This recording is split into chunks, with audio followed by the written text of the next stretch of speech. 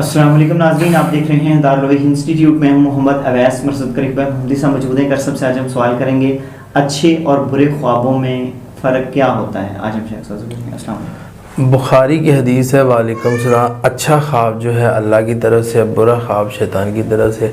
अच्छे ख्वाब की तबीर होती है और बुरे ख्वाब की तबीर नहीं होती।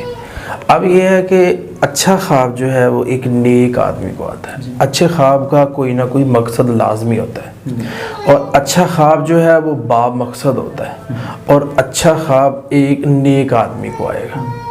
और बुरा ख्वाब जो होता है उसका कोई मकसद नहीं होता, उसकी कोई ताबीर नहीं होती, वो शैतान की तरफ से होता है। और बुरा ख्वाब आए वहीं जानब दिन भर थूके, एक बार औज़ बिल्लाहि मिनश शैतान जी पढ़ें, सदका दें, 2 रकात नमाज पढ़ें, तो ये बुरा ख्वाब है और वो अच्छा ख्वाब है। ये इनके टाइम टेबल क्या होते हैं? अच्छे ख्वाब के फजर के वक़्त, तहज्जुद के वक़्त आएगा, या कोई नेकी करके हम हटें तो फिर आएगा। बहुत शुक्रिया जी नाज़रीन, अगले प्रोग्राम में फिर हाज़िर होंगे। हमें इजाज़त दीजिए। अल्लाह।